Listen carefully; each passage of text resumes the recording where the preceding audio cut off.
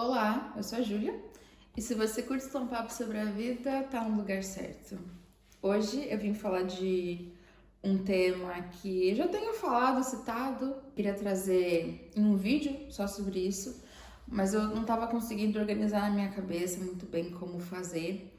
E depois do que eu vivi nesse último mês, bom, se você tá vendo pelo YouTube, você viu que o cenário é outro, ou pelo Spotify também, porque tem o vídeo. Nós nos mudamos mais uma vez, saímos de Astúrias, do norte, agora a gente está na outra ponta, a gente está no sul, em São Fernando, Cádiz. E foi uma loucura, na verdade a gente não estava esperando, foi tudo muito rápido, foi tudo muito inesperado, mas a gente tem provado da providência de Deus, que é o tema desse vídeo. Mas na verdade, o foco nem vai ser no nosso testemunho do que a gente viveu. Eu vou falar muito rápido, mas basicamente o Wander recebeu uma proposta de um time muito bom aqui da cidade de São Fernando, que se chama São Fernando, o time. E foi uma proposta assim praticamente recusável. O Wander já queria vir para esse mercado há muito tempo, porque aqui tem mais visibilidade, tem times muito bons. A estrutura desse time é muito boa, ele que já passou por lesões e tal, o campo natural, tudo isso, o clima também, a gente aqui faz mais calor, então dá um ânimo pra gente, né?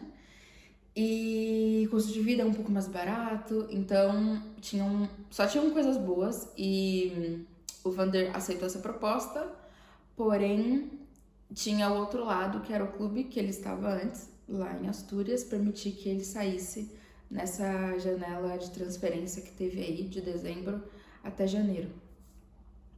E foi um milagre, na verdade, o clube não queria liberar ele e por um milagre esse time daqui de São Fernando comprou o Wander e estamos aqui, foi tudo muito rápido, foi de uma noite de sábado para domingo, arrumamos as coisas, as malas tudo numa noite, no outro dia nos despedimos da galera de lá, da igreja e tal, e na segunda já estávamos a caminho aqui de São Fernando e chegamos na segunda do dia 3. E já faz quase um mês que a gente tá aqui. Tivemos que procurar um apartamento e, na verdade, isso também provamos a providência de Deus, porque estava muito difícil encontrar. Aqui é uma área muito turística, logo vem o verão, então os aluguéis geralmente são de temporada e tal.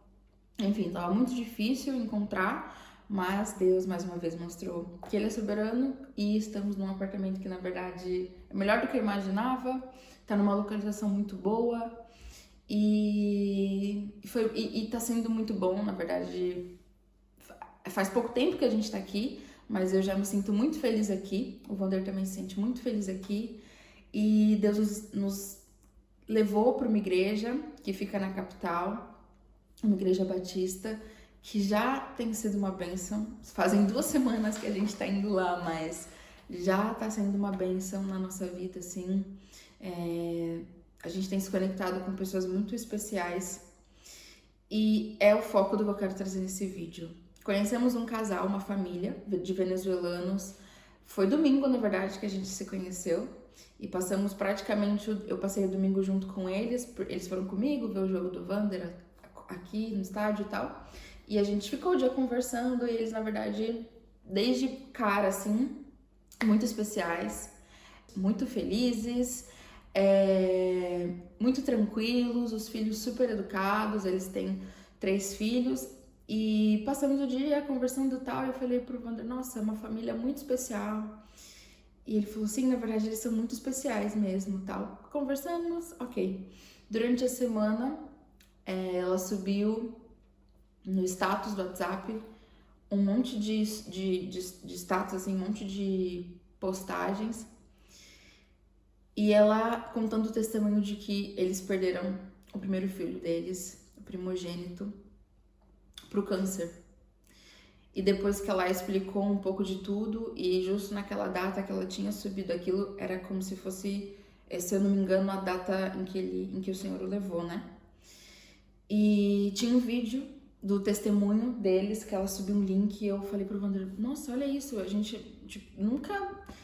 Não sei, claro que nunca passa na cabeça de ninguém, mas como eles eram tão felizes e tão calmos e, sabe, parecia que não era a mesma família, não era uma realidade, assim, que eles não conseguia conceber essa família e esse dor, esse sofrimento que eles viveram.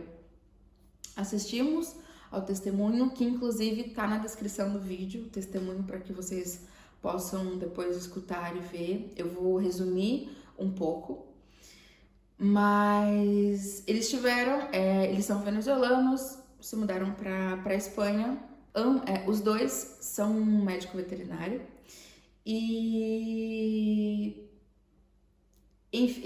foi aqui na Espanha que nasceu o Santiago, que foi o primogênito deles. E ele nasceu prematuro, não me lembro muito bem com quantas semanas, mas ele nasceu prematuro, teve que ficar no hospital durante um tempo. E depois disso, ok, tudo tranquilo, tudo normal. Até que, mais ou menos em 2015, ele começou a ter muita febre, ficar mal. E eles levaram pro hospital, inclusive ele pensava que era alguma coisa de apendicite, coisa assim. Os médicos acharam um pouco estranho, decidiram fazer mais exames e logo descobriram que tinha um tumor. E eles acreditavam que era benigno no começo, então fizeram alguns testes e nisso eles contam que eles estavam, apesar da dor, do sofrimento, choravam muito, mas ainda assim conseguiram encontrar uma paz no coração, porque desde quando eles haviam chegado aqui à Espanha, eles tinham provado muito da providência de Deus, tanto Deus nunca deixou faltar o alimento, uma casa, amigos, nada assim, sabe? Então eles já vinham disso, de provar da providência de Deus em cada detalhe. Então o marido começa a investigar, como ele é médico veterinário, começa a investigar por conta, só que ele percebe que tá fazendo mais mal do que bem tudo isso, então ele decide descansar em Deus e entregar tudo nas mãos dele, tudo nas mãos de Deus. Uma coisa que eles fizeram também foi abrir a situação para todos os amigos e para toda a família da Venezuela, abriam para os irmãos da igreja, para que todos pudessem estar em oração pela vida de Santiago e pela vida deles, e também para que pudessem apoiar e estar juntos e saber do que está acontecendo, né? E uma coisa muito curiosa é que eles falam que durante todo esse processo, Santiago sempre foi muito, muito valente, muito corajoso. Inclusive no testemunho eles colocam várias fotos e ele sempre sorrindo, tanto no hospital quanto fora. Ele sempre muito corajoso, e eles falavam alguns versículos para ele decorar sobre coragem, sobre força, e ele guardava sempre tudo isso no coração dele. Então, com o passar do tempo, tem um momento em que Deus falou uma coisa específica com os dois em momentos diferentes, né? Tanto com o pai como com a mãe. E eles, quando se encontram para um falar, olha, Deus me falou isso, outro, olha, Deus me falou isso, eles se encontram e ambos, Deus falou a mesma coisa para os dois em momentos diferentes, que era o seguinte, de que Santiago era a responsabilidade deles, Deus o havia entregado para eles, porém antes Santiago pertencia a Deus. E veio a passagem de Abraão para os dois, em que Abraão teve que subir a um monte e teria que oferecer seu filho, seu único filho, como sacrifício.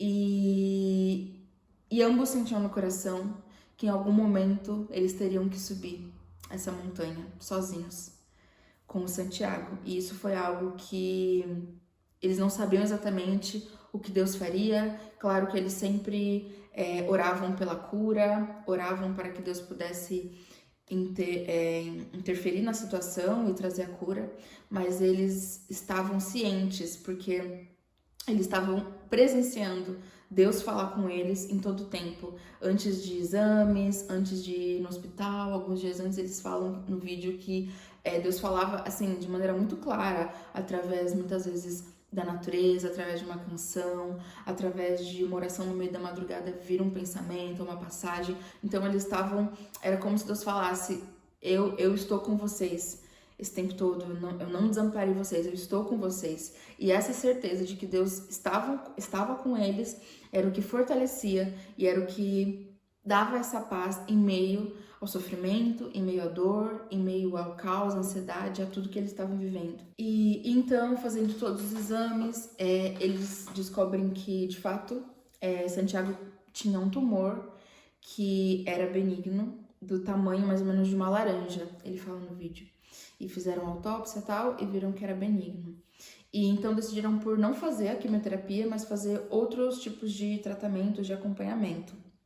Passado alguns meses, Santiago se sente mal novamente, fazem outros exames e descobrem que no lugar onde tinha apenas um, tem mais 3. E dessa vez volta tudo de novo, exames, eu imagino a dor, só que dessa vez é maligno. E se eu não tô falando mal, é um tumor ganglioblastoma, algo assim, mas no vídeo tem tudo certinho. E aí foi quando veio um golpe muito duro para eles, em que vinham perguntas do porquê, mas eles decidiram não ir por esse caminho. Eles não queriam, apesar de vir essas dúvidas, eles optaram por não fazer essa pergunta do porquê, e isso estava passando com eles. E eles falam que, apesar de tudo isso, eles seguiam crendo e confiando na soberania de Deus, que as coisas não haviam saído do controle, mesmo sem entender. Eles decidiram, escolheram crer que Deus seguia sendo bom e seguia sendo fiel na vida deles. Porque se eles não tivessem isso, seria muito fácil de desistir ou de se afundar nessa dor e nesse sofrimento. Então eles optam ir por esse caminho. E uma coisa que me emociona muito é que eles falam no vídeo que eles sempre tinham um coração muito aberto e muito agradecido e muito grato a Deus. Apesar de tudo, eles conseguiam ter esse olhar, o que é algo que para mim já é praticamente inconcebível. Eu tento me colocar na situação deles e a verdade é que eu não sei, é Deus, e porque reagir desse jeito, diante de tamanha dor, de tamanho sofrimento, de tamanha dúvida, é algo que não se explica, não se explica. E então, eles iam mais ou menos de 3 em 3 meses, de 4 em 4 meses pro hospital para fazer tratamentos e tal. E teve uma semana, eles falam que foi mais ou menos entre 4 e 5 dias, em que Santiago começou a se apagar, assim, começou a ficar mais amuado, e eles decidem chamar a ambulância e levá-lo para o hospital. E chegando no hospital, os médicos colocam um tranquilizante, e é nesse momento que Deus o leva. E eles falam que foi um momento muito forte. No caminho, na ambulância, eles contam que Santiago cantarolava uma música que dizia: Deus é bom, Deus é bom. E durante todo esse processo, eles contam que uma vez Santiago deu uma Bíblia para um senhor que limpava o hospital e ele dizia: ele tem que conhecer esse Cristo. E era uma criança, isso é o que mais me choca. E eles contam que no momento em que Deus o levou, eles estavam lá, colocaram essa música no quarto. Estava também presente a avó materna e paterna, ambas que não estavam presentes no nascimento de Santiago, mas estavam nesse momento. E ela falou que na cabeça deles era uma vez mais que eles estavam indo ao hospital, era como mais uma entre dezenas de vezes que eles haviam ido, mas que tinha muitas pessoas no hospital nesse dia, muitos amigos, muitas pessoas que tinham carinho pela família. E ela falou que nesse momento, eles falaram que, claro, foi uma dor imensurável, mas que eles encontraram força. E eles consolaram outras pessoas nesse dia. E com todos esses pequenos detalhes que aconteceu nesse dia, eles se sentiram muito abençoados por Deus, muito amados por Deus, porque Deus tinha cuidado de detalhes preciosos que hoje eles contam mais uma vez, mostrando que Deus é soberano sobre tudo. E eles reforçavam que não iam fazer perguntas do porquê, não iam se questionar o porquê, apenas tinham a certeza de que Cristo era suficiente na vida deles. E quando eu ouvi esse testemunho, eu já ouvi 2 vezes e eu choro muito porque me emocionou muito, falou muito comigo.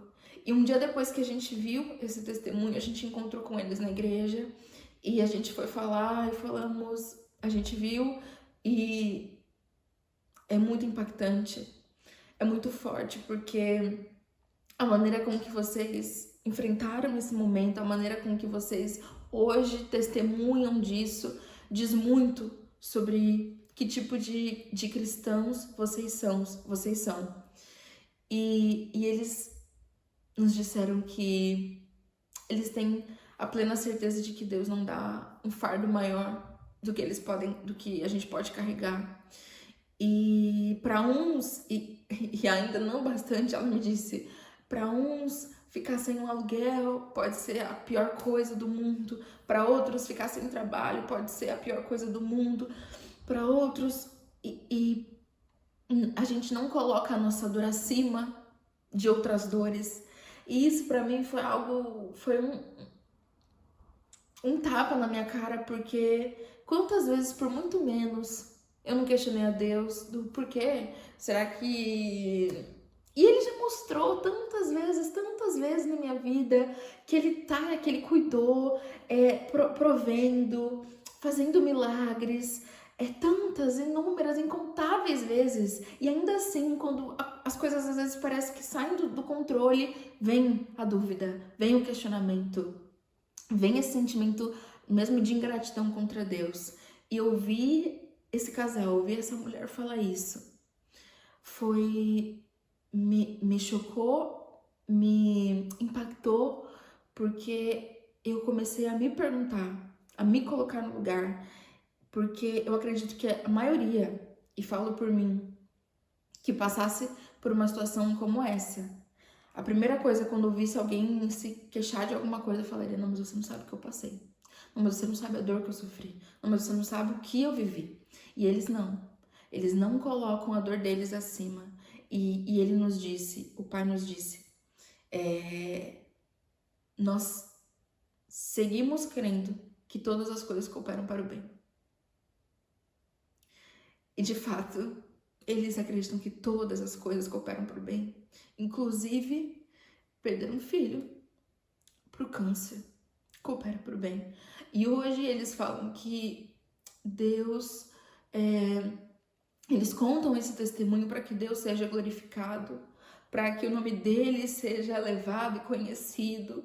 E é uma história de que como só Deus pôde dar essa força, pôde fortalecê-los, pôde consolá-los e dar uma paz que eles não iriam conseguir encontrar em outro lugar. É algo sobrenatural. E tudo isso para falar sobre a soberania de Deus. Que Deus segue sendo soberano, mesmo quando as coisas não vão bem, mesmo quando parece que ele não tem o controle, quando o meu filho tem câncer e eu não sei o que vai acontecer. Deus segue sendo soberano. Quando vem a dor e o sofrimento. E agora talvez muitos podem se perguntar, nossa, mas que Deus é esse? Deus não é amor, não é bondade, não faz tudo perfeito? Que tipo de Deus? Que Deus é esse que dá um filho e acontece isso e não traz a cura e tal?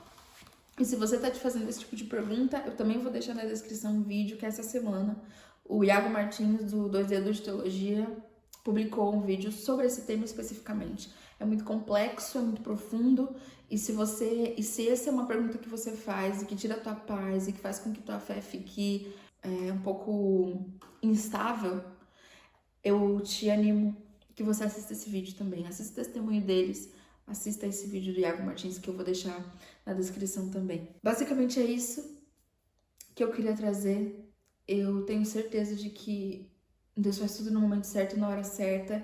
E, inclusive, eu tinha tentado gravar esse vídeo uma semana antes de conhecê-los. E na verdade eu não gostei de como ficou no meio do vídeo, eu desisti. E tinha que ser assim, tinha que ser agora, tinha que ser sobre isso.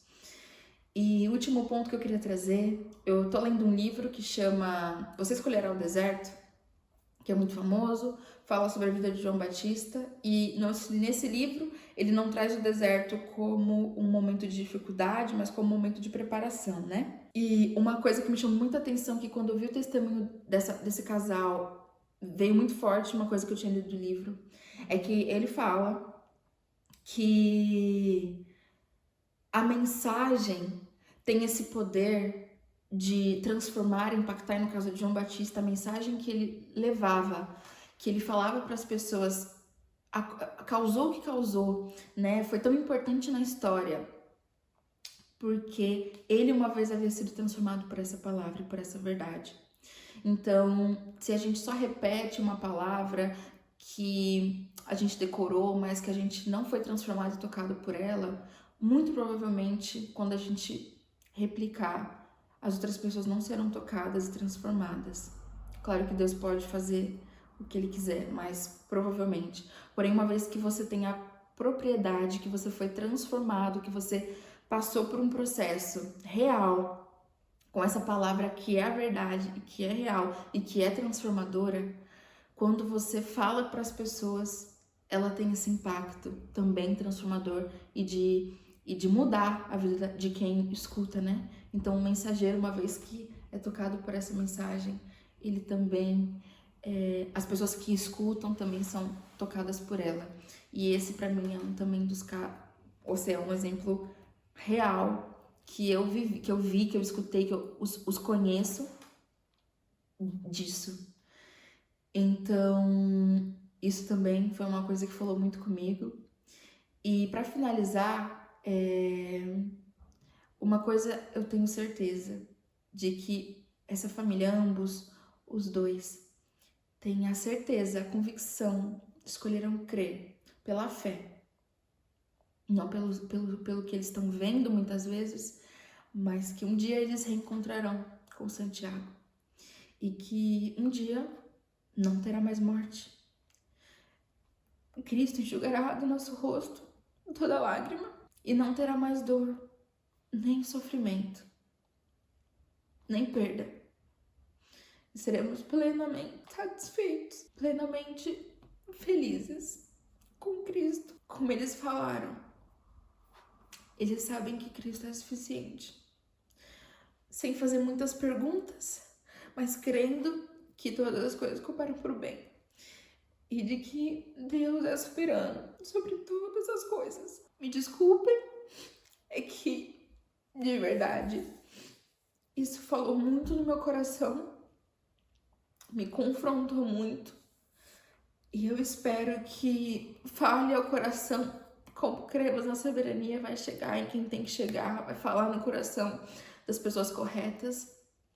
E esse é meu convite, que a gente possa fixar os nossos olhos em Cristo, que a gente possa refletir sobre a soberania dele, voltar na nossa história e nos lembrar de todas as vezes em que Deus supriu, em que Deus realizou um milagre, em que Deus mostrou o teu amor, o teu cuidado pelas nossas vidas. E se você está passando por um momento de sofrimento, de dor, de tristeza, de dúvida, saiba, Cristo está com você. Você tem que se apegar a Ele, manter os seus olhos fixos nele. Só Ele é capaz de dar os meios para você superar esse momento. Essa é a mensagem do vídeo de hoje. A gente se vê no próximo vídeo. Que Deus abençoe vocês. Um beijo e até mais.